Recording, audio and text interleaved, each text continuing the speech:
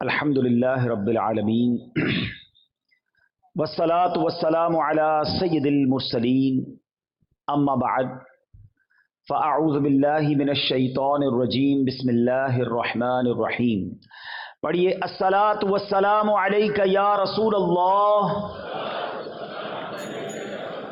وعلی آلک واصحابک یا حبیب اللہ۔ الصلاة والسلام علیک یا نبی اللہ وعلی آلک واصحابک یا نور اللہ۔ درود پاک پڑھنے کے بے شمار فضائل و برکات ہیں۔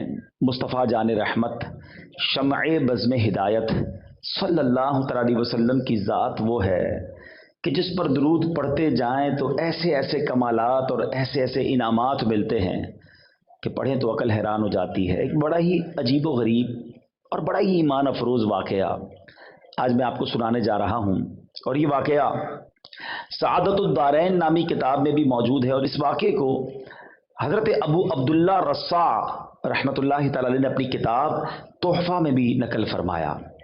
فرماتے ہیں کہ بغداد میں ایک شخص غریب تھا، حاجت مند تھا اور بال بچوں والا تھا۔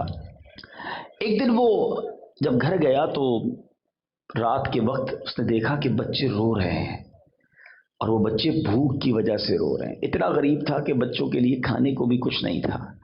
نماز پڑھی، نماز سے فارغ ہوا اور بیوی بچوں کو بلایا اور کہتا بیٹھو، میرے ساتھ بیٹھو اور اللہ کے حبیب علیہ الصلوۃ والسلام پر درود پڑھنا شروع کر دو، اور دیکھو کہ اللہ تعالیٰ درود پاک کی برکت سے کیسے ہمیں غنی کرتا ہے اور اپنے فضل و جود اور احسان سے ہمیں نوازتا ہے۔ وہ بچے، وہ گھر والے اس حالت میں کہ کھانے کو کچھ نہیں، درود پاک پڑھنے لگے۔ وہ شاعر کہتے ہیں نا، دکھوں نے تم کو جو گھیرا ہے تو درود پڑھو، دکھوں نے تم کو جو گھیرا ہے تو درود پڑھو، جو حاضری کی تمنا ہے تو درود پڑھو۔ تو اب وہ درود پڑھنے لگا۔ رات سویا، آنکھیں تو بند ہوئی، قسمت جاگ اٹھی۔ کونین کے والی نبی پاک صلی اللہ علیہ وسلم کا خواب میں دیدار ہوا، اور آقا علیہ الصلوۃ والسلام نے تسلی دی اور فرمایا کہ جب صبح ہو تو اے میرے پیارے امتی، فلاں مجوسی کہتے آتش پرست کو، آگ کی پوجا کرنے والے کو، اس کے پاس جانا، میرا سلام کہنا اور اس کو کہنا جو تیرے حق میں دعا کی گئی ہے وہ قبول ہو گئی ہے، اور جو تجھے رب نے دیا ہے اس میں سے کچھ مال میں سے مجھے بھی عطا کر دے۔ یہ بندہ صبح ہوئی تو بیدار ہوا اور سوچنے لگا، خواب میں دیدار تو نبی پاک کا ہی ہوا ہے، مگر آقا مجھے ایک آتش پرست کے پاس بھیج رہے ہیں اور اپنا سلام بھی کہنے کا فرما رہے ہیں۔ تذبذب ہے، ہیزیٹیشن ہے۔ اسے یہ حدیث بھی سنی ہوئی ہے کہ روایتوں کا مضمون ہے کہ نبی پاک فرماتے ہیں کہ جس نے مجھے خواب میں دیکھا اس سے حق دیکھا، کیونکہ شیطان میری شکل میں آ نہیں سکتا۔ بہرحال اگلی رات ہوئی، پیارے آقا پھر خواب میں تشریف لائے۔ فرمایا میرا پیغام اسی کے لیے ہے، تم جاؤ اسے جا کر کہو کہ تمہارے لیے جو دعا مانگی گئی تھی وہ دعا قبول ہو گئی ہے، اور جو تجھے اللہ نے دیا ہے اس مال میں سے مجھے بھی کچھ دے دے۔ وہ مجوسی کے بارے میں جب معلوم کیا گیا تو پتہ چلا وہ تو بڑا مالدار ہے، پورے شہر میں مشہور ہے۔ یہ بندہ ڈھونڈتے ڈھونڈتے اس کے گھر پہنچا۔ گھر میں بڑا رش لگا ہوا تھا، کافی سارے بزنس کمیونٹی کے لوگ آئے ہوئے تھے، بڑا تاجر تھا، کاروبار کرتا تھا۔ یہ اس مجوسی کے پاس گیا اور جا کر کہتا ہے کہ میں تم سے کوئی ضروری بات کرنا چاہتا ہوں، مگر اکیلے میں کرنا چاہتا ہوں۔ وہ جو مجوسی تھا، آتش پرست، اس نے نوکروں کو حکم دیا کہ سب باہر چلے جائیں، تخلیہ کر دیا جائے۔ اب اکیلے میں یہ مرد صالح جو ہے اسے کہتا ہے تمہیں ہمارے آقا جناب محمد الرسول اللہ صلی اللہ تعالی علیہ وسلم نے سلام ارشاد فرمایا ہے۔ وہ کہتا ہے یہ کون ہے؟ کہا یہ ہمارے نبی ہیں۔ کہا تم جانتے نہیں، میں تو مسلمان نہیں ہوں، میں نے تو اسلام قبول نہیں کیا اور میں ان کو جانتا بھی نہیں، انہوں نے مجھے سلام کیسے فرمایا ہے؟ کا صرف سلام نہیں فرمایا، یہ بھی فرمایا ہے کہ تمہارے لیے جو ایک دعا مانگی گئی تھی وہ قبول ہو گئی ہے، اور تمہیں جو اللہ نے مال دیا ہے اس میں سے مجھے کچھ دے دو۔ وہ مجوسی کہتا ہے تمہیں معلوم ہے وہ دعا کیا تھی؟ کہتا نہیں مجھے تو نہیں پتا کیا دعا تھی۔ کہ چلو میرے ساتھ۔ ہاتھ پکڑ کر کمرے میں لے کر گیا اور اسی کے ہاتھ پکڑ کر کہتا ہے پہلے مجھے کلمہ پڑھاؤ، میں کلمہ پڑھ کر مسلمان ہونا چاہتا ہوں۔ राइट अवे अशहदु अल्ला इलाहा इल्लल्लाह व अशहदु अन्ना मुहम्मदन अब्दुहु व रसूलुहु, वो कलमा पढ़ के मुसलमान हुआ। अब उसने ऐलान किया जितने लोग उसके घर में मौजूद थे कि ऐ लोगों, मुझसे कारोबार करने वालों सुन लो, आज मैंने कलमा पढ़ लिया है, मैं मुसलमान हो गया हूं। तुम में से जो जो मुसलमान होता जाएगा उसका तो मुझसे कारोबार रहेगा, जो मुसलमान नहीं होना चाहता आज से मेरा तुम्हारा कारोबार बंद। सारे लोग जो उसके चाहने वाले थे, उसके पैसों से कारोबार करते थे, अक्सरियत ने कलमा पढ़ लिया, मुसलमान हो गए। कुछ लोग ईमान ना लाए, अपना माल वापस लौटाकर वो चले गए। अब उसने अपने बच्चों को बुलाया, पहले अपने बेटे को बुलाया, कहा देख बेटा, मैं मुसलमान हो गया हूं, अगर तू मुसलमान होगा तो मेरा बेटा, वरना आज से मेरा तेरा कोई ताल्लुक नहीं। बेटा कहता है बाबा जान, जब आप इस राह पर आ गए मैं भी कलमा पढ़ के मुसलमान होता हूं। बेटी को बुलाया, कहा बेटी मैं मुसलमान हो गया हूं, अब तुम्हारा क्या इरादा है? अगर तुम मुसलमान होती हो तो मेरी बेटी, वरना हमारा कोई ताल्लुक नहीं। याद रहे, मजूसियों का एक उसूल होता है कि बेटा और बेटी यानी भाई बहन के दरमियान शादी की जाती है। तो उस भाई बहन की भी कुछ दिनों पहले शादी हुई थी। बेटी कहती बाबा जान, जब से भाई के साथ शादी हुई है एक बार भी कुर्बत नहीं की, मुझे वैसे ही इससे बड़ी जो है वो कोफ्त होती थी। ये कैसा हमारा दीन है? बाबा जान आप कलमा पढ़कर मुसलमान हुए, आज मैं भी मुसलमान होती हूं। अच्छा, वो जो बंदा पैगाम लेकर गया वो हैरान, कहता है पहले मेरी तो सुनो, मुझे तो बताओ ये माजरा क्या है? वो कौन सी दुआ थी, वो कौन सी बात थी कि मैं तो सिर्फ आकर पैगाम लाया हूं और तुम सारे धड़ाधड़ मुसलमान होते चले जा रहे हो? पहले मुझे बात तो बताओ। अब वो कहता है मैं बताता हूं वो दुआ क्या थी। माजरा ये है कि मैंने कुछ दिनों पहले अपनी बेटे और बेटी की शादी की। हमारे यहां बेटे बेटी की शादी होती है, मजूसी कहता है। आधे शहर को दावत थी, बड़ी आलीशान मैंने दावत की, खूब खाने खिलाए।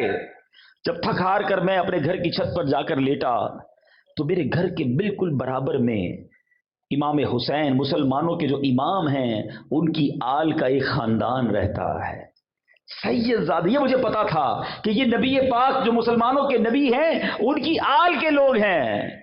तो मुझे उनके घर से एक बच्ची की आवाज आई कि अम्मी जान, ये हमारा पड़ोसी भी कैसा है, इसने पूरे शहर को खाना खिलाया, दावत में बुलाया, हमें नहीं बुलाया। उसको ये एहसास नहीं हुआ कि हम उसके पड़ोस में हैं और हम भूखे हैं। कहता जब मैंने सुना तो मैं बेकरार हो गया कि मेरे घर के बराबर में मेरे पड़ोसी भूखे हैं और वो मुसलमानों के नबी की औलाद से हैं। ठीक है, मैं मुसलमान नहीं। फौरन उसने क्या किया, खाना पैक करवाया, अपने घर वालों से पूछा कि बराबर में बच्चियां कितनी हैं। कहा कि उनके घर में 3 शहजादियां हैं, 3 आले रसूल बच्चियां हैं। 3 बच्चियों के लिए जोड़े निकाले, कपड़ा निकाला, खाना निकाला और अपनी नौकरानी के जरिए भिजवा दिया। फिर छत पर चला गया तो अब उन बच्चियों की खुशी की आवाज आ रही है। वो बच्चियां कहती हैं अम्मा जान, हम इनका खाना कैसे खा लें, ये तो मजूसी है, हमारा मुसलमान तो पड़ोसी नहीं है। तो कहा ऐसा करते हैं कि खाना खाने से पहले, उसके तोहफे को कबूल करने से पहले हम अल्लाह की बारगाह में दुआ करते हैं। पहले तो ये दुआ करते हैं कि अल्लाह हमारे मजूसी पड़ोसी को ईमान नसीब कर दे। अल्लाह हम अपने नाना जान की बारगाह में सिफारिश करते हैं कि या रसूल अल्लाह, हमारे पड़ोसी ने हमारी मदद की है, क़यामत के दिन आप भी उसकी शफाअत कीजिएगा। वो मजूसी कहता है उस दिन से वो दुआ मेरे कानों में गूंज रही थी और आज तुम ये पैगाम लेकर आए हो कि नबी पाक ने मुझे सलाम भेजा है और उन्होंने फरमाया है कि मेरी दुआ कबूल हो गई है, इसलिए मैं फौरन मुसलमान हो गया। आज मुसलमान हो गया हूं और मुझे उम्मीद है उन बच्चियों की दुआओं के सदके क़यामत के दिन नाना जान की शफाअत भी मुझे नसीब हो जाएगी। ऐ मेरे मीठे इस्लामी भाइयों, इस वाक़े को जो बुजुर्गों ने किताबों में नकल किया, इससे इतनी सारी बातें सीखने को मिल रही हैं। फर्स्ट ऑफ ऑल, सबसे पहले ये सीखने को मिलता है कि मुश्किल है, परेशानी है, दुख है, शिकवा नहीं करते थे अल्लाह वाले, कंप्लेन नहीं करते थे, ज़बां पर शिकवे रंजो अलम लाया नहीं करते, ज़बां पर शिकवे रंजो अलम लाया नहीं करते, नबी के नाम लेवा गम से घबराया नहीं करते। तो वो हालांकि नेक थे मगर अल्लाह की बारगाह में कंप्लेन नहीं थी। हल क्या निकाला कि चलो मिलकर दुरूद पढ़ते हैं, और ये हल हदीसों में मौजूद है।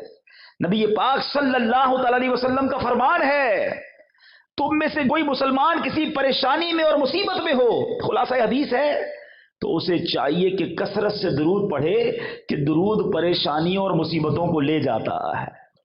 اور کیسی مصیبت ٹلی، کیسا معاملہ حل ہوا۔ اچھا آخر میں مجوسی اس شخص کو پتہ کیا کہتا ہے؟ کہتا تم نبی پاک کا پیغام لائے ہو، میں نے آدھی دولت اپنے بچوں کے نام کر دی تھی، آدھی اپنے پاس رکھی تھی، اب بچوں میں تو اسلام نے جدائی کر دی، اب یہ میاں بیوی نہیں رہ سکتے، اب سنو یہ آدھی دولت میں تمہیں دیتا ہوں، یہ اپنے لیے لے جاؤ، اللہ کی راہ میں لے جاؤ۔ غریب کھانے کو نہیں تھا، کروڑوں روپے اس زمانے کی گویا انہیں مل گئے، درود پاک پر بھروسہ تھا۔ ہمارا ایک اور پرابلم بھی ہے، ہم درود پڑھیں، وظیفہ کریں، دعا کریں، بھروسہ پھر بھی نہیں ہوتا۔ یاد رکھیے گا، جس کو یقین نہیں نا اس کا وظیفہ کام نہیں کرتا۔ پہلے بلیف تو لاؤ نا، پہلے یقین تو لاؤ۔ ہمارا حال یہ، ہم اللہ سے دعا مانگتے ہیں مگر دل کہہ رہا ہوتا ہے پتہ نہیں قبول ہوگی کہ نہیں ہوگی۔ علماء کہتے ہیں اس کی دعا قبول ہی نہیں ہونی ہے۔ جس کو رب پر ہی بھروسہ نہیں ہے، جس کو خالق پر بھروسہ نہیں ہے، وہ رب بھی اسے عطا نہیں فرماتا۔ اس بات کو اس طرح سمجھیے، یہ بلیف جو ہے نا، یقین، یہ کدھر پہنچاتا ہے بات کو؟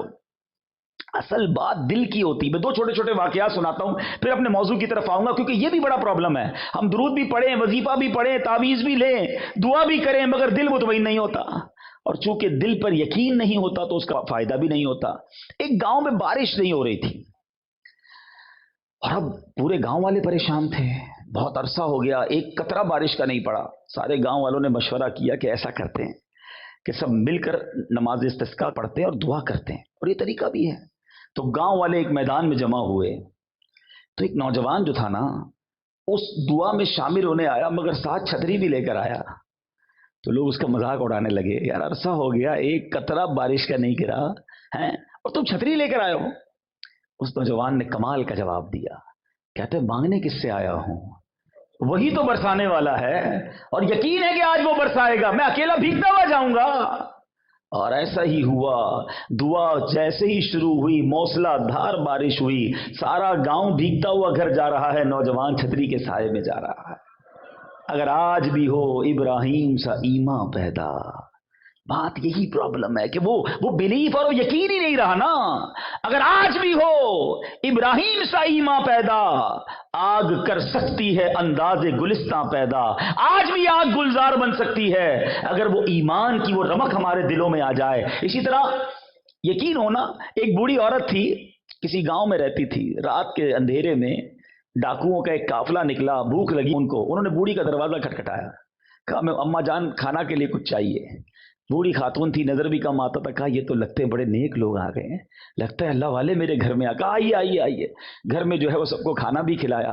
بوڑھی خاتون ڈاکوؤں کے سردار کو کہتی ہے میرا ایک بچہ ہے کافی دنوں سے بیمار ہے، آپ ذرا پانی پر دم کر دیں تو میں اپنے بچے کو پلا دوں۔ اب وہ ڈاکوؤں کا سردار کیا کہتا کہ میں تو جناب کوئی عالم نہیں، میں نیک آدمی نہیں، میں تو ڈاکو، کچھ بھی نہیں کہا اس نے دم کر دیا۔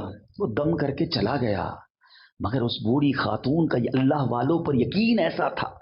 بیسیکلی جو تبرک کی ویلیو ہے نا، لوگ کہتے ہیں یہ تبرک اصلی ہے کہ نہیں ہے، ہمیں کیا پتا جناب یہ تبرک اصلی ہے کہ نہیں۔ ارے تبرک اصلی ہے کہ نہیں اس جھوٹ بولنے والے پر اس کا وبال ہے۔ تم جس عقیدت سے اس تبرک کے ساتھ برکت لے رہے ہو، اللہ وہ تمہیں برکت عطا فرما دے گا۔ اور ایسا ہی ہوا، وہ جو ڈاکو کا دم کیا ہوا پانی تھا، اس بوڑھی خاتون نے اپنے بیمار بچے کو پلایا، اللہ نے اس کے اخلاص کی برکت سے بچے کو شفا عطا فرما دی۔ ایکچولی دیٹس بلیف ریکوائرڈ، یہ یقین چاہیے جب آپ دعا کرنے جائیں، جب آپ درود پڑھنے جائیں، آپ جب استغفار پڑھیں، جب آپ وظائف پڑھیں، تو اس یقین سے پڑھیں، پھر دیکھیں کیسے رحمت کے دروازے کھلتے ہیں۔ اب دوسری بات جو اس واقعے سے سیکھنے کو ملی وہ بڑی اہم بات ہے، اور وہ ہے سید زادوں کا احترام، آل رسول کا ادب۔ اللہ اکبر، سید اعلیٰ حضرت کیا لکھتے ہیں، تیری نسل پاک میں ہے بچہ بچہ نور کا، آقا تیری نسل پاک میں ہے بچہ بچہ نور کا، تو ہے عین نور تیرا سب گھرانہ نور کا۔ نبی پاک کی آل کا ادب یہ ہر عاشق رسول پر ضروری ہے۔ سید صاحبان کا جتنا ادب کریں گے، اللہ اکبر، ایسے ایسے فضائل ہیں۔ میں آپ کو دو حدیثیں سناتا ہوں، ایمان تازہ ہو جائے گا۔ بعض اوقات ہمارے آس پاس آل رسول ہوتے ہیں، غرب و غربت کی وجہ سے ہمارے یہاں بعض اوقات جاب کر رہے ہوتے ہیں، لیکن انسان جو ہے انہیں وہ ادب نہیں کر رہا ہوتا، ان کی وہ رسپیکٹ نہیں کر رہا ہوتا۔ نہیں میرے میٹھے اسلامی بھائیوں، آل رسول کا ہمیشہ ادب ہمیں کرنا ہے۔ میں آپ کو حدیث پاک سناتا ہوں، اللہ کے حبیب علیہ الصلوۃ والسلام فرماتے ہیں، جو میرے اہل بیت میں سے کسی کے ساتھ اچھا سلوک کرے گا، میں روز قیامت اس کو اس کا بدلہ عطا فرماؤں گا۔ آئے ہائے آقا جب عطا فرمائیں گے، ہیں، جب میرے کریم سے گر قطرہ کسی نے مانگا، ان کی عطا کیسی ہے سوچو، میرے کریم سے گر قطرہ کسی نے مانگا، دریا بہا دیے ہیں در بے بہا دیے ہیں۔ سنو ایک اور جگہ نبی پاک کیا فرماتے ہیں صلی اللہ تعالی علیہ وسلم، آقا فرماتے ہیں جو شخص اولاد عبد المطلب میں سے یعنی سید زادوں میں سے کسی ایک کے ساتھ بھی دنیا میں نیکی کرے گا، اس کا بدلہ دینا مجھ پر لازم ہے جب وہ روز قیامت مجھ سے ملے گا۔ تو ہمیں سید صاحبان کا، آل رسول کا، عشق رسول کی وجہ سے ادب کرنا چاہیے کہ نبی پاک کا خون ہے۔ ٹھیک ہے بعض اوقات سید صاحبان کے کچھ معاملات آتے ہیں ہمارے سامنے، مگر ہمیں یہ دیکھنا ہے جتنا ہو سکے ان کا ادب کریں، ان کے ساتھ اچھا برتاؤ کریں۔ بریلی کے تاجدار امام عشق و محبت اعلیٰ حضرت کا معمول کیا تھا کہ آپ کیا کرتے تھے کہ آپ کے پاس جب کوئی سید صاحب آتے تھے تو آپ انہیں لوگوں کو ایک ایک تقسیم کرتے تھے، اور جب کوئی سید صاحب آتا تو اسے ڈبل دیا کرتے تھے۔ اور آج عاشق اعلیٰ حضرت امیر اہل سنت جو بانی دعوت اسلامی ہیں، ہم نے اپنے پیر و مرشد کا بھی یہ معمول دیکھا کہ جب کوئی چیز بانٹ رہے ہوتے ہیں اور جیسے ہی پتہ چلتا ہے کہ فلاں سید ہے اسے 2 عطا فرماتے ہیں۔ تو سبحان اللہ ہمیں سید صاحبان کے ساتھ بہترین برتاؤ کرنا چاہیے۔ ایک طرف تو ہم کہتے ہیں کھاتے ہیں تیرے در کا، پیتے ہیں تیرے در کا، پانی ہے تیرا پانی، دانا ہے تیرا دانا۔ ارے جس آقا کا صدقہ کھا رہے ہیں اس کی آل کی اگر تھوڑی خدمت کر لیں گے تو انشاءاللہ نبی پاک ہم سے راضی ہو جائیں گے۔ سبحان اللہ ایثار کے واقعات پڑھے نا صحابہ اکرام علیہ رضوان کے، وہ آپ نے واقعہ سنا ہوگا کہ ایک صحابی رسول کے گھر پر سری بھجوائی گئی۔ عرب کے لوگ جو ہے نا سری بڑا پسند کرتے ہیں، بکرے کا سر جس کو کہتے ہیں۔ تو ایک صحابی رسول کے گھر پر سری بھجوائی، ان کو ضرورت بھی تھی، مگر سوچا کہ میرے پڑوس میں بھی ایک بھائی رہتے ہیں، انہیں بھی ضرورت ہے، ان کو بھجوا دی۔ اور انہوں نے سوچا میرے پڑوس میں ایک بھائی کو ضرورت ہے، ان کو بھجوا دی۔ کتابوں میں لکھا 7 گھروں سے گھوم کر وہ سری پہلے گھر میں واپس آ گئی۔ ایچ اینڈ ایوری بڈی، اس زمانے کے لوگ چاہتے تھے دوسرے کا بھلا ہو جائے، اور آج کے لوگوں کا حال یہ ہے کہ بھائی ہمارا کام سیدھا ہو، اگلے کا بیڑا غرق ہوتا ہو تو ہو جائے۔ یہ اسلام نہیں ہے۔ اسلام ایثار کا درس دیتا ہے، دوسروں کی بھلائی کا درس دیتا ہے۔ بڑا پیارا جملہ بچپن سے ہم بزرگوں سے سنتے ہیں، سب کا بھلا سب کی خیر، سب کے بھلے میں اپنی خیر۔ جو دوسروں کا بھلا سوچتا ہے نا اللہ کریم اس کا بھی بھلا فرما دیتا ہے۔ اور پھر سبحان اللہ جو آل رسول کا بھلا سوچے، جو آل رسول کی خدمت کرے، سبحان اللہ ہمیشہ یاد رکھیں اگر چاہے وہ غریب ہوں ملازم ہوں، ان کا ادب اس نیت سے کرو کہ میرے آقا کی آل ہے۔ ارے آپ سے میں سمپلی ایک سوال پوچھتا ہوں، کوئی آپ کے بچے سے پیار کرے ہیں، آپ کے خاندان کے لوگوں کی کوئی خدمت کرے، آپ کو کتنا اچھا لگتا ہے کہ یار دوست تو میرا ہے مگر میرے بچوں کا بھی خیال رکھتا ہے۔ ارے جو نبی پاک کی آل کا خیال رکھے گا آقا اسے کتنا نوازیں گے۔ تو اس نیت کے ساتھ ہمیں آل رسول کی خدمت کرنی ہے۔ اور سبحان اللہ کرما والی سرکار سید سادات کی ایک عظیم بارگاہ کے قریب بیٹھے ہیں، اللہ ان کا فیضان ہمیں عطا فرمائے۔ میں اس سے پہلے کہ ان کے بارے میں کچھ بتاؤں، میں پہلے اپنے ان سے جو یوں سمجھیے کہ ایک روحانی کنیکشن یا محبت کا رشتہ ہے وہ میں بتانا چاہوں گا۔ میں نے آج کافی ان کے بارے میں پڑھا، معلومات لی۔ جب میں آج سے 20-25 سال پرانی بات کرتا ہوں، جب دعوت اسلامی کی اتنی ذمہ داریاں بھی نہیں تھیں تو ہمارا ہر سال کا ایک معمول تھا کہ ہم بابا فرید کے مزار پر عرس میں آتے تھے وہ بہشتی دروازے سے گزرنے کے لیے۔ تو 2 یا 3 یا میرا خیال ہے 4 بار ایسا ضرور ہوا کہ جب ہم بہشتی دروازے سے گزرتے تھے تو رات کے 3 بج جاتے تھے، 4 بج جاتے تھے۔ اس کے بعد ہم داتا صاحب جاتے تھے، تو جو گاڑی میں بیٹھتے تھے کوسٹر وغیرہ میں یا بس میں، تو نارملی میں تو آج حیران ہو گیا اس علاقے کو دیکھ کر، اتنا آباد ہو گیا ہے۔ اگر آج سے 20-25 سال جو پرانے لوگ جانتے، پورا ایک خالی علاقہ تھا، کھیت ہر طرف ہوتے تھے، صرف ماشاءاللہ بیچ میں یہ خوبصورت گنبد اور یہ مزار نظر آتا تھا۔ تو گاڑی والے کو ہم کہتے ہیں اس مزار شریف پہ روکتے، ہم نے فجر پڑھنی ہے، تو ہم فجر پڑھتے، پھر کہتے کتنا پیارا نام ہے کرما والی سرکار۔ اچھا اس زمانے میں اتنی پنجابی بھی سمجھ نہیں آتی تھی، تو ہم یہ سمجھ یہ آتا تھا کہ کوئی بہت بڑا دربار ہے اور کرم کرنے والا دربار ہے۔ تو الحمدللہ کئی سالوں تک میری یہاں حاضری ہوتی رہی۔ آپ اتنی عظیم ہستی ہیں۔ اچھا آپ بھی سیدوں کی بات ہو رہی ہے تو سید سرکار سبحان اللہ آپ کا سلسلہ نسب سادات اچ شریف حضرت جلال الدین سرخ بخاری رحمۃ اللہ تعالی علیہ سے جا کے ملتا ہے، اور آپ کے آباء و اجداد سندھ سے سرزمین پنجاب میں آئے اور مختلف اوقات میں مختلف مقامات پر سکونت اختیار کرتے رہے۔ آپ کے بزرگوار جد امجد 13ویں صدی ہجری کے شروع میں دریائے ستلج کے کنارے ضلع فیروز پور کی حدود میں آ کر آباد ہو گئے۔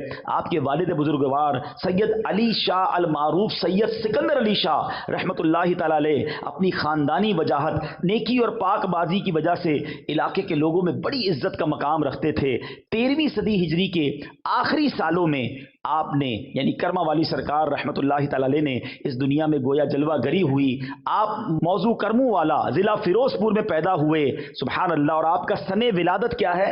1297 ہجری یا 1298 ہجری ہے، یعنی 1883 یا 1884 عیسوی میں آپ پیدا ہوئے، اور آپ کا نام سبحان اللہ سید محمد اسماعیل شاہ بخاری رحمۃ اللہ تعالی علیہ ہے۔ آپ بچپن ہی میں کھیل کود سے بچ کر عبادت الہی اور علم دین کی طرف آپ کی رغبت رہی، اور سبحان اللہ آپ کے مرشد کریم آپ سے کتنی محبت کرتے۔ آپ کے مرشد کا نام حضرت میاں شیر محمد شرک پور شریف میں رحمۃ اللہ تعالی علیہ ہیں، اور آپ جو ہے وہ اپنے مرشد کی بارگاہ میں جب حاضر ہوئے تو آپ کے مرشد کہتے ہیں کہ شاہ جی کچھ علم بھی پڑھا ہے؟ آپ نے عرض کی حضور پڑھا تو ہے لیکن کچھ سمجھ میں نہیں آیا۔ پیر صاحب کہتے ہیں اللہ کریم سمجھ بھی عطا فرما دے گا۔ اس پہلی ملاقات میں حضرت میاں صاحب نے نسبت نقشبندیہ آپ کو عطا فرمائی، پھر میاں صاحب نے فرمایا یہ فضل الہی ہے جسے چاہے عطا کرے، اللہ اکبر۔ پھر اس کے بعد حال یہ ہو گیا کہ جب کوئی آپ کے مرشد پاک کے پاس جاتا نا مرید بننے کے لیے تو آپ فرماتے کہ اتنا دور سے آنے کی کیا ضرورت ہے، وہاں کرما والے موجود ہیں، انہی کے پاس چلے جایا کرو۔ یعنی پیر کا اپنے مرید پر اعتماد دیکھو، اللہ اکبر۔ اتنی عظیم ہستی آج یہاں ہم ان کے قدموں میں موجود ہیں، اللہ پاک ان کا ہمیں فیضان نصیب فرمائے۔ تو بہرحال اللہ والوں کی شان بھی نرالی ہوتی ہے۔ وہ شاعر کہتے ہیں نا چاہیں تو اشاروں سے اپنے کایا ہی پلٹ دیں دنیا کی، چاہیں تو اشاروں سے اپنے کایا ہی پلٹ دیں دنیا کی، یہ شان ہے ان کے غلاموں کی، سرکار کا عالم کیا ہوگا۔ اللہ والوں کی شان۔ اور حضرت کرما والی سرکار کے بارے میں آتا ہے، ہم نے جو پڑھا سنا، آج سے واقعات دوپہر سے میں سن رہا ہوں ان کے بارے میں، سبحان اللہ، جتنا سنتے جا رہے ہیں اتنی محبت بڑھتی جا رہی ہے کہ آپ سنتوں کا بڑا درس دیا کرتے۔ آپ کے پاس کوئی آتا تھا اور مرید ہوتا تو آپ فرماتے عقل اور شکل دونوں سنتوں والی بنا لو۔ سبحان اللہ، دیکھیں یہ ہے اللہ والوں کا طریقہ کہ وہ فرماتے عقل بھی سنت والی ہو، شکل بھی سنت والی ہو۔ اللہ کرے کہ ہمارا چہرہ بھی، ہمارا سوچنا بھی، ہمارا چلنا پھرنا اٹھنا بیٹھنا سب نبی پاک کی سنت کے مطابق ہو جائے۔ تو بہرحال میرے بیچے اسلامی بھائیوں، سید سادات کی خدمت کرنی ہے، اور ان تمام باتوں میں اصل بات پتہ کیا ہے؟ با ادب با نصیب، بے ادب بد نصیب۔ جو بے ادب ہوتا ہے نا وہ ہمیشہ برباد ہوتا ہے، اور حدیث پاک بھی ہے، اور یہ حدیث پاک ڈرنے کے لیے کافی ہے۔ نبی پاک علیہ الصلوۃ والسلام فرماتے ہیں، جس کا مضمون ہے جو اپنے چھوٹوں پر شفقت نہ کرے اور اپنے بڑوں کا ادب نہ کرے وہ ہم میں سے نہیں۔ اب جب نبی پاک جس کے بارے میں یہ فرما دے رہے وہ ہم میں سے نہیں، پھر بچا کیا؟ آقا کے سوا کون ہے ہمارا؟ تو یہ ادب کتنا ضروری ہے اسلام میں کہ ہمیں اپنے بچوں پر شفقت کرنی ہے اور اپنے بڑوں کا ادب کرنا ہے۔ اب یہاں ایک اور پرابلم پتہ کیا ہو جاتا ہے؟ نوجوان بیٹھے ہیں، جب جوانی میں پیسہ آ جائے، جوانی میں شہرت مل جائے تو بندہ اب اپنے بزرگوں کو اگنور کرنے لگ جاتا ہے۔ اس کو سفید داڑھی والے سفید بالوں والوں کا ادب سمجھ نہیں آتا، وہ کہتے ہیں تو غریب آدمی میرا ملازم ہے۔ نہیں میرے بیچے اسلامی بھائی، چاہے غریب ہے، چاہے آپ کا ملازم ہے، چاہے کسان ہی کیوں نہ ہو، چاہے ٹھیلا لگانے والا ہو، اگر اس کے سفید بال ہو گئے تو اس کو والد کی طرح سمجھو، ان کو ادب اسی طرح آپ نے دینا ہے، کیونکہ ادب کرو گے تو اللہ اور ترقی دے گا، اللہ تمہاری عزتوں میں اور اضافہ فرمائے گا۔ ہمیشہ یاد رکھیں جو اپنے بڑوں کا ادب کرتا ہے بعد میں اس کے بچے بھی اس کا ادب کرتے ہیں۔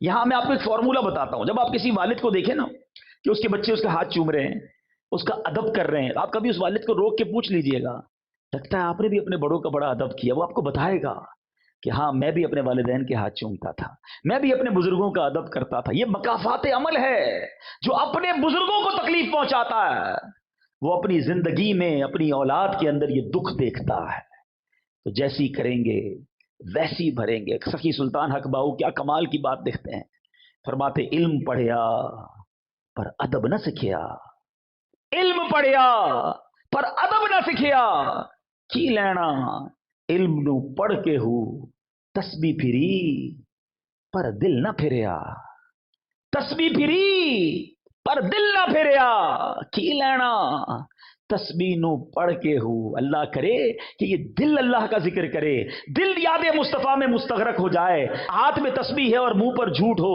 ہاتھ میں تسبیح ہے اور لوگوں کو تکلیف پہنچا رہے ہیں، پھر کیا دل نے بدلاؤ کیا؟ ارے مزہ یہ ہے اللہ کا ذکر زبان بھی کرے اور اللہ کا ذکر دل بھی کرے، دل کی گہرائیوں سے رب کی محبت دل میں آ جائے تو انسان بنتا ہے۔ تو بہرحال میرے میٹھے اسلامی بھائیوں، ادب کا بہت بڑا تعلق ہے ہماری تعلیمات اور اسلام کی، یوں سمجھیے کلچر کے اندر۔ آپ اگر ہسٹری آف اسلام دیکھیں، بلکہ اس یونیورس کی ہسٹری دیکھیں، تو جو شیطان تھا وہ راندہ درگاہ کیوں ہوا تھا؟ وہ اللہ کی بارگاہ سے اسے کیوں نکالا گیا تھا؟ اس نے بے ادبی ہی تو کی تھی نا۔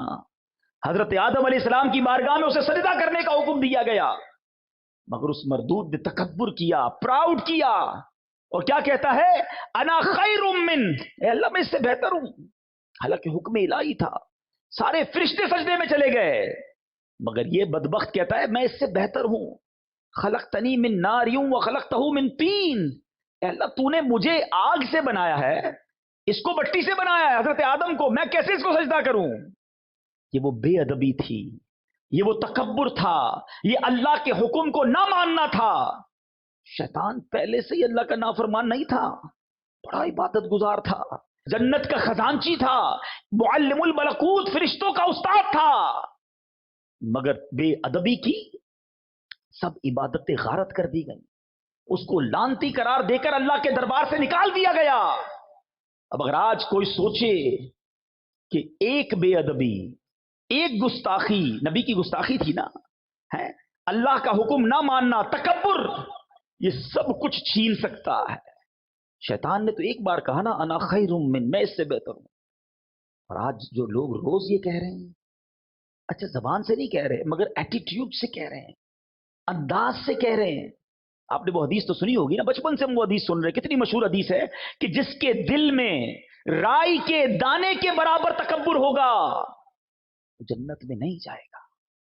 What is the meaning? رائے کا دانا، اتنا سا، اتنا بھی تکبر ہوگا تو جنت میں نہیں جائے گا۔ جس کا دل ہی پورا تکبر سے بھرا ہوا ہے اس کا کیا بنے گا؟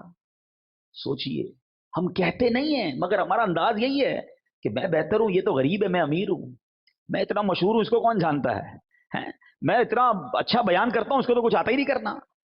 عبادت سے تکبر لوگ کر رہے ہوتے، میں 5 وقت کا نمازی، یہ تو ایک بھی نماز نہیں پڑھتا، میں تہجد گزار، یہ تو کچھ بھی نہیں کرتا ہے، حج کر کے تکبر کر رہے ہوتے، میں حاجی، یہ تو حج ہی نہیں کرتا۔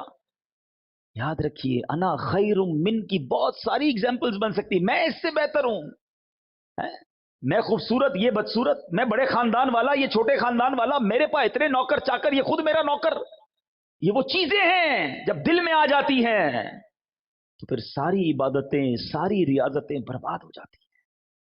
خدارا شیطان کے ان واروں کو سمجھو، یہ وہ بے ادبیاں ہیں، یہ وہ گستاخیاں ہیں، یہ وہ غلطیاں ہیں جو آج ہمارے معاشرے میں بڑھتی چلی جا رہی ہیں، اور انفارچونیٹلی، بدقسمتی سے کوئی اس کے بارے میں نہ پڑھنے کے لیے تیار ہے نہ سیکھنے کے لیے تیار ہے۔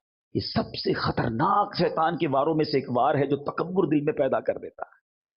شیطان کے وار پتہ ہے کیسے کیسے ہیں؟ جب یہ انسیڈنٹ ہوا نا، شیطان کو راندہ درگاہ کر دیا گیا، نکال دیا گیا، پھر شیطان کی اور اللہ تبارک و تعالیٰ کی بارگاہ میں گویا ایک مکالمہ ہوا۔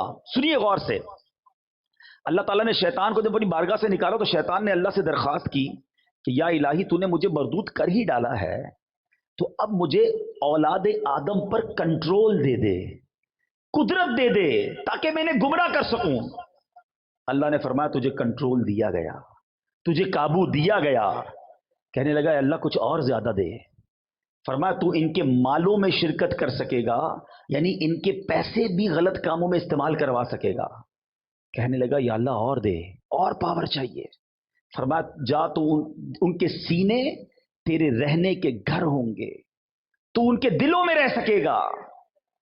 اب جب یہ ساری باتیں ہو گئیں تو حضرت آدم علیہ السلام نے اللہ سے عرض کی مولا تو نے شیطان کو تو ہم پر پورا تسلط دے دیا، غلبہ دے دیا، اب اے اللہ ہم اس کے مکر و فریب سے میں اور میری اولاد کیسے بچیں گے؟ تو اللہ تبارک و تعالیٰ نے فرمایا آدم تیرے ہاں جو بچہ پیدا ہوگا اس پر میں ایک زبردست فرشتہ معین کر دوں گا جو اسے شیطانی وساوس سے بچائے گا۔ عرض کی الہی اور زیادہ کر، سیکیورٹی کا انتظام اور زیادہ کر دے۔ ارشاد ہوا اے آدم تیری اولاد ایک نیکی کرے گی میں اسے 10 گنا اجر دوں گا۔ عرض کی مولا کچھ اور زیادہ کر دے۔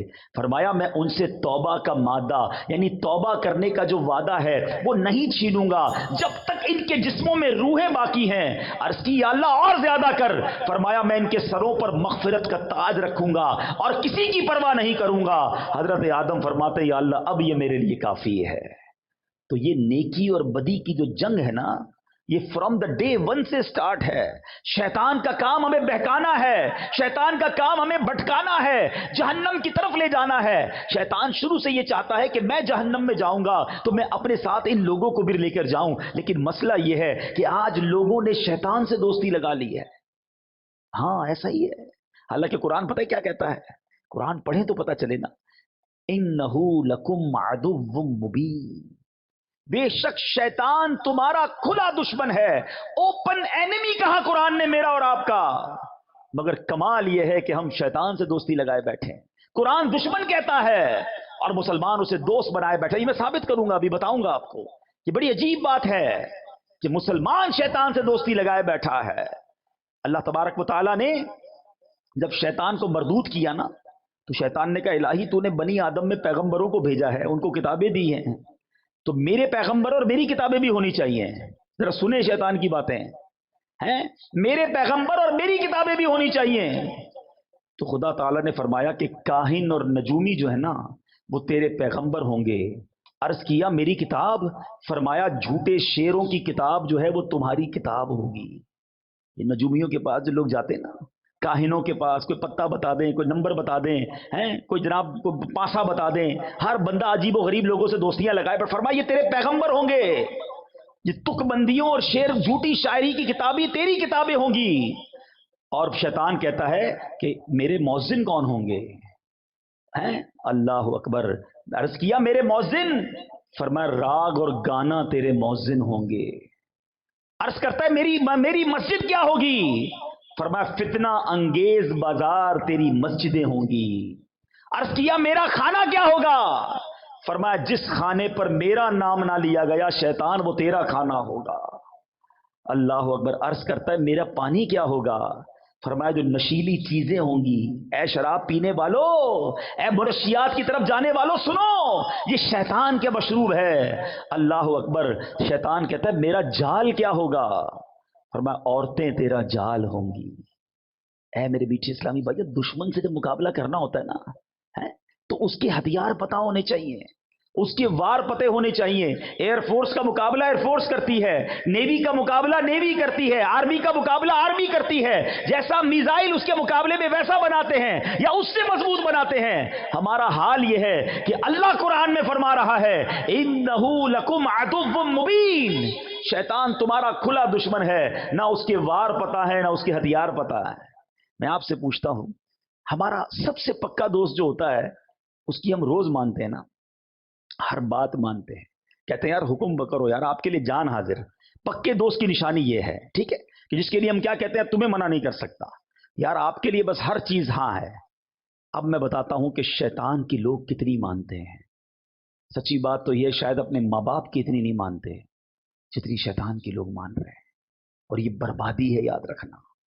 صبح ہوتی ہے، فجر کا وقت ہوتا ہے، مؤذن کہتا ہے حی علی الصلاۃ حی علی الفلاح، شیطان کہتا ہے سو جا، اگلے جمعے سے پڑھیں گے فجر، کروٹ بدل کر بلینکٹ اوڑھ لیا۔ صبح صبح کس کی مانی؟ بتاؤ نا، شیطان کی مانی، ٹھیک ہے۔ فجر قضا ہو گئی، اب اٹھے، لباس پہننے کی باری آئی، ایک دو لباس رکھے ہوتے ہیں جمعے کے لیے، باقی شیطان کہتا نہیں یہ تو جمعے کا لباس ہے، باقی یہ فیشن والا، یہ انگریزوں والا یہ پہننا ہے۔ لباس پہنتے وقت کس کی مانی؟ شیطان کی مانی۔ اب واش روم میں گئے، آقا کی سنت چہرے سے نوچ کر گندی نالی میں بہائی، کس کی مانی؟ شیطان کی۔ اب نکلے گھر سے باہر، چاہے اسکول کے لیے نکلے، چاہے کالج کے لیے نکلے، چاہے جاب کے لیے نکلے، چاہے بزنس کے لیے نکلے، جیسے ہی باہر نکلے اب کوئی بے پردہ عورت سامنے سے نکلی، شیطان کہتا ہے دیکھ دیکھ جلدی دیکھ، حالانکہ شریعت کا حکم ہے کہ نگاہوں کو نیچی کرو، بے حیائی نہ کرو۔ اس عورت کو دیکھا، بے پردگی کی، غلط نگاہوں سے دیکھا، کس کی مانی؟ شیطان کی۔ مارکیٹ میں پہنچے، کاروبار کی جگہ پر پہنچے، ظہر کی اذان کا وقت ہوا، کئی لوگ نماز کے لیے گئے، شیطان کہتا ہے تو بزنس کا ٹائم ہے، ارے بعد میں پڑھ لینا۔ ظہر قضا ہوئی، کس کی مانی؟ شیطان کی مانی۔ گاہک آیا، مال بیچنے کا موقع آیا، شیطان کہتا ہے جھوٹ بول، زیادہ نفع ملے گا، ایک جھوٹی قسم بھی کھا لے، ارے اس کو بتا دے میرا پڑتا اتنے میں ہے، پکا رنگ ہے، made in China, made in Japan ہے، حالانکہ تم نے اپنے شہر میں بنایا ہے، ارے بول دے کچھ نہیں ہوتا۔ کس کی مانی؟ شیطان کی مانی۔ عصر کی اذان ہوئی، نماز قضا ہوئی، کس کی مانی؟ شیطان کی۔ تمہاری مغرب قضا ہوئی، کس کی مانی؟ شیطان کی۔ عشاء قضا ہوئی، کس کی مانی؟ شیطان کی۔ رات گھر میں آئے، ہاتھ میں ریموٹ لیا، اب ٹی وی آن کیا، کہیں فلمیں دیکھی، کہیں ناچ دیکھا، کہیں گانے سنے، بتاؤ کس کی مانی؟ شیطان کی۔ ارے شریعت تو کہتی ہے اللہ رسول کا نام لے کے سونا ہے، مگر موبائل ہاتھ میں ہے، کمرے کی لائٹیں بجھی ہوئی ہیں، آنکھیں حرام دیکھ رہی ہیں، وہ مناظر دیکھ رہی ہیں جو اللہ اور اس کے رسول کو ناراض کرنے والے ہیں، بتاؤ کس کی مانی؟ شیطان کی۔ ایک دن میں صبح سے شام تک ہم نے کتنی باتیں شیطان کی مانی۔ اللہ کہتا ہے یہ تمہارا کھلا دشمن ہے، یہ دشمنی ہے، یہ اپنے دل پر ہاتھ رکھ کے پوچھو، یہ دوستی لگائی ہوئی ہے۔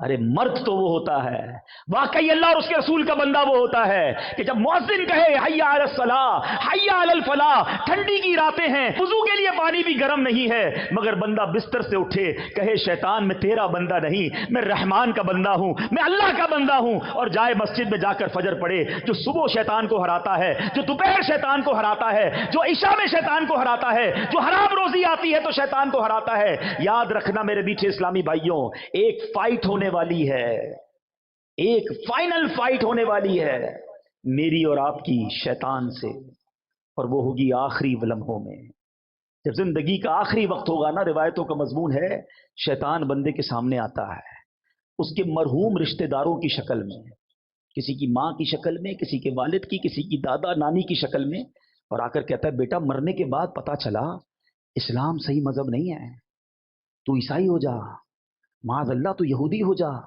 تو اسلام کو چھوڑ دے۔ جو روز شیطان کی مان رہا ہوگا، جو روز فائٹ میں ہار رہا ہے، بتاؤ وہ فائنل فائٹ میں کیسے جیتے گا؟ خدا نہ خواستہ اگر ادھر شیطان کی مان لی اور اس نے ایمان سنیچ کر لیا، ایمان چھین لیا، تو بنے گا کیا ہمارا؟ ساری نیکیاں اعمال تو بات کی بات ہے نا، حج، عمرے، زکوٰۃ، نمازیں، روزے، یہ سب بعد میں ہیں، اگر ایمان سلامت لے کر نہ گئے تو کیا بنے گا؟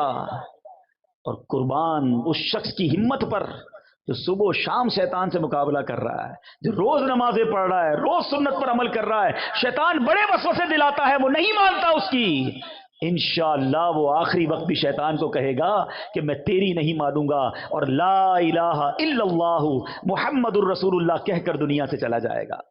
اب آپ نے طے کرنا ہے کہ زندگی شیطان کی دوستی میں گزارنی ہے یا اس مردود سے لڑنا ہے۔ یہ ویسے ہی نعرہ نہیں لگاتے ہمارے امیر اہل سنت، یہ دعوت اسلامی والوں کے جو نعرے ہوتے ہیں نا، اس کے پیچھے ایک پورا فینومینا ہوتا ہے، پوری ایک سمجھ لے کہ فلسفہ ہوتا ہے۔ کیا خوبصورت نعرہ ہے امیر اہل سنت کا کہ شیطان کے خلاف جنگ ایک بار نہیں لڑنی ہے، جاری رہے گی، کنٹینیو رہے گی ٹل دا اینڈ، اور یہ جنگ جیتنی ہے ہم نے۔ لیکن صرف نعرہ لگانے سے جنگ نہیں ہوتی نا۔ کبھی فوج کو دیکھا ہے کہ فلاں ملک کے خلاف جنگ جاری رہے گی اور اس کے بعد فوج رضائی اوڑھ کے سو جائے؟ فوج جاگتی ہے تو ہم سوتے ہیں۔ تو ہمیں بھی اگر واقعی اپنے ایمان کی حفاظت کرنی ہے، یہ بزرگوں کو ویسی فکر نہیں ہوتی تھی۔ سیدی غوث اعظم، اللہ اکبر، پیران پیر، پیر دستگیر، ولیوں کے سردار، آپ کہتے ہیں ایک بار عید کا دن تھا، فرماتے لوگ کہہ رہے ہیں آج عید کا دن ہے، عید کا دن ہے۔ عبد القادر کے لیے عید کا دن وہ ہوگا جب اپنا ایمان سلامت لے کر دنیا سے جائے گا۔ پیران پیر یہ کہہ رہے ہیں، اور ہم گناہ گاروں کو فکر ہی نہیں ہے۔ کبھی لوگ ملتے نا، کہتے حضور کاروبار میں برکت کی دعا کر دیں، بچے کے لیے دعا کر دیں، فلاں کام ہو جائے۔ بہت ہی کم ایسا ملتا ہے کہ کوئی کہے کہ ایمان کی حفاظت کی دعا کر دیں۔ کسی کو ٹینشن ہی نہیں ہے۔ سوچئے یہ سب سے قیمتی چیزیں میرے اور آپ کے پاس، اور میں آپ کو صحیح بتاؤں، نبی پاک علیہ الصلوۃ والسلام کی دعائیں پڑھیں نا، ان میں بڑی مشہور دعا ہے، یا مقلب القلوب ثبت قلبی علی دینک، اے دلوں کو پھیرنے والے مجھے اپنے دین پر ثابت قدمی عطا فرما۔ اللہ کے نبی دعا کر رہے ہیں، یہ ہماری تعلیم کے لیے نا۔ تو اے کاش ہمیں ایمان کی حفاظت کا فکر نصیب ہو جائے، خدا را شیطان کے واروں سے بچیں. ہمیں ایسا ماحول اپنانا ہوگا. اتنا مردود ہے کہ پہلے تو چاہتا یہ بندہ گناہ کرے، اب دیکھتا نا نیک آدمی ہے، شراب تو نہیں پیے گا، جوا تو نہیں کھیلے گا، بدکاری بھی نہیں کرے گا، اب اس کو کیسے بہکائے. سنو شیطان کے وار سمجھو، جب یہ دیکھتا ہے نا کہ اس سے کوئی بڑا گناہ نہیں کرا سکتا تو پھر وہ اس کی نیکیاں کم کروانا شروع کرتا ہے کہ چلو سنتیں چھڑوا دو، نفل تو چھڑواؤ نا، درود تو چھڑوا دو، تلاوت تو چھڑواؤ. کیونکہ یہ جو سنتیں نوافل ہوتے ہیں نا، یہ حصار ہے. ہمیشہ یاد رکھنا، پہلے نفل چھوٹتے ہیں، پھر سنتیں چھوٹتی ہیں، پھر واجبات چھوٹتے ہیں، پھر فرض چھوٹتا ہے. جو نفل کا پابند ہوگا نا اس کا فرض پکا ہو گیا. یہ ہمیشہ یاد رکھو. لوگ آج کل باتیں پھیلا رہے ہیں، یار سنت ہی تو تھی، کیا ہوا چھوڑ دیا کوئی؟ ارے بھائی سنت میرے فرض کا حصار تھا. اور سنت پر غلام عمل نہیں کرے گا تو کون عمل کرے گا بھائی؟ آقا کا امتی عمل نہیں کرے گا. آقا فرماتے فمن رغب عن سنتی فلیس منی، جو میری سنت پر عمل نہ کرے وہ ہم میں سے نہیں. اور ادھر لوگ مذاق اڑا رہے ہیں، کہتے سنت یہ چھوڑ دو. نہیں جناب، سنت کیسے چھوڑ دوں؟ ہمیں سنت کو تھامنا ہے. نبی پاک کا وہ فرمان ہی کافی ہے کہ جس نے میری سنت سے محبت کی اس نے مجھ سے محبت کی، اور جس نے مجھ سے محبت کی وہ میرے ساتھ جنت میں جائے گا. جنت میں جانا ہے نا نبی پاک کے ساتھ، تو سنت کا راستہ ہی جنت کا راستہ ہے. تو سنت پر عمل کیجیے. اللہ سلامت رکھے دعوت اسلامی کے مدنی ماحول کو، جو پکڑ کر ہمیں سنتوں پر عمل کراتے ہیں. شیطان کیسے نیکیاں کم کرواتا ہے، کتنا مردود ہے اس کے وار سمجھو. حضرت امیر معاویہ رضی اللہ تعالیٰ عنہ، صحابی رسول، کاتب وحی، کیا کمال کا مرتبہ ہے اور کتنا خوف خدا تھا آپ کا. ایک بار آپ سوئے ہوئے، فجر کا وقت ہوا، آواز آئی اٹھ جائیے نماز پڑھ لیجیے. آپ بیدار ہوئے، دائیں دیکھا بائیں دیکھا، کوئی جگانے والا نظر نہیں آیا. کہ کون ہے جس نے مجھے جگایا؟ کہ حضور شیطان. کہ شیطان نے کب سے نماز کے لیے جگانا شروع کر دیا؟ کہ حضور مسئلہ یہ ہے کہ تھوڑے دنوں پہلے بھی آپ تھوڑا لیٹ اٹھے تھے، آپ کی فجر کی جماعت چلی گئی، آپ نے رونا شروع کیا، گریہ وزاری کی. میں نے فرشتوں کو گفتگو کرتے سنا کہ امیر معاویہ رضی اللہ تعالیٰ عنہ کی گریہ وزاری سن کر، ان کی گریہ وزاری اور جماعت قضا ہونے کے درد کی وجہ سے اللہ کریم نے ان کو 70 جماعتوں کا ثواب عطا فرما دیا. میں نے سوچا آج ٹائم پہ اٹھا دوں، آپ ایک ہی پڑھ لیں، اگر آپ کی وہ چلی گئی تو پھر آپ نے رونا ہے اور آپ کو 70 کا ثواب مل جانا ہے. اس واقعے سے سیکھنے کو کیا ملا؟ کہ یہ مردود چاہتا یہ ہے کہ ہماری نیکیاں برباد ہو. ایسے وار ہیں اس بدبخت کے، اور ہم سمجھتے ہی نہیں ہیں، اس کی باتوں پہ آ جاتے ہیں. اب اتنے سارے کاروباری لوگ بیٹھے ہیں، صدقہ کرتے ہیں، بہت اچھی بات. شیطان کیسے برداشت کرے گا کہ آپ صدقہ دیں اور جنت میں چلے جائیں؟ اب وہ صدقہ ہو گیا نا، اب وہ چاہتے ہیں اس کو برباد کروا دو، پیسے بھی گئے اور اعمال بھی چلے جائیں. وہ کیسے ہوگا؟ اب شیطان ریاکاری لے کر آئے گا، دکھلاوے کی بیماری لائے گا. پہلے تو کہتے تھے نا نیکی کر دریا میں ڈال، اب تو نیکی کر فیس بک پہ ڈال. ہاں ادھر پہلے تو بچپن میں وہ دیکھتے تھے سلائی مشین، کچھ لوگ مل کے کسی غریب کو دے رہے ہوتے تھے، اخبار میں تصویر کسی کی چھپتی تھی. اب تو ہر بندے کے پاس اپنا اخبار ہے، اب تو جو کرنا ہے اس نے ڈال دینا ہے. پچھلے دنوں کرونا وائرس کے زمانے میں بڑا مذاق بنا تھا کہ 5 6 لوگ ایک تھیلا اناج کا لے کر کسی غریب کو دے رہے ہوتے تھے اور اس کی سیلفی بنا کر اس کی غربت کا جنازہ نکالتے تھے. قرآن کیا کہتا ہے؟ یا ایھا الذین آمنوا لا تبطلوا صدقاتکم بالمن والاذی، اے ایمان والو اپنے صدقے ضائع نہ کرو، باطل نہ کرو، احسان جتا کر اور تکلیف پہنچا کر. اب صدقہ بھی دے رہے ہیں اور احسان بھی جتا رہے ہیں. یاد ہے نا میں نے قرضہ دیا تھا، بھول تو نہیں گیا؟ ہاں نوکری کرتا تھا، میری وجہ سے کاروبار پہ چڑھا ہے. تیری بہن کی شادی میں نے کرائی تھی، موٹر سائیکل تجھے دلائی کس نے، یاد ہے کہ نہیں؟ استغفر اللہ. اس لیے پیسے دیے تھے کہ اب جتانا ہے، اب بتانا ہے. یہ برباد ہو گیا آپ کا صدقہ. اللہ سے اجر مانگو نا.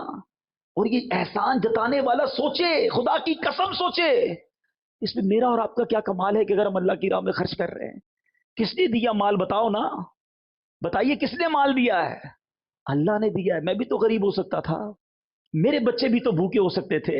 آج میرا ملازم میرے دروازے پر آ کر کہتا ہے کہ مجھے میری ماں کے لیے علاج کے لیے پیسے چاہیے. یہ حال میرا بھی تو ہو سکتا تھا کہ میں کسی کے دروازے پر کھڑا ہوتا کہ میری ماں ہاسپٹل میں ہے، میرے پاس بل دینے کے لیے پیسے نہیں، بہن کی شادی ہونے والی ہے، میرے پاس جہیز کے پیسے نہیں. آج تم کسی کی مدد کر کر یہ سمجھتے ہو میں نے کیا ہے. خدا کی قسم یہ اللہ کی عطا ہے. ہم میں کوئی عقل ہوشیاری نہیں ہے، ہمارا کوئی کمال نہیں ہے. ہم سے زیادہ عقل مند، ہم سے زیادہ دیندار وہ غریب ہے اور اللہ نے ہمیں بہت نوازا ہے. ہونا یہ چاہیے تھا کہ زکوٰۃ دینے والا، صدقہ دینے والا صدقہ دے بھی اور سجدہ شکر بھی ادا کرے کہ مالک تیری مہربانی، تو نے دینے والا بنایا، مانگنے والا نہیں بنایا۔ اے اللہ تو نے مجھے اس قابل کیا۔ مگر ادھر لوگ جوتے کھسواتے ہیں، چندہ لینے والے کے جوتے کھسواتے ہیں، مدد لینے والے کو ڈانٹ کے پیسے دیتے ہیں۔ کدھر جاؤ گے یہ صدقہ، یہ پیسہ لے کر؟ یہ وہ شیطان کے وار ہے جو سمجھو، جو نیکی کیسے برباد کرواتا ہے۔ ارے ہمارے اسلاف کیسے اپنی نیکیوں کو سیکیور کرتے تھے۔ حضرت عائشہ صدیقہ اور حضرت ام سلمہ رضی اللہ تعالی عنہا امہات المومنین ہیں۔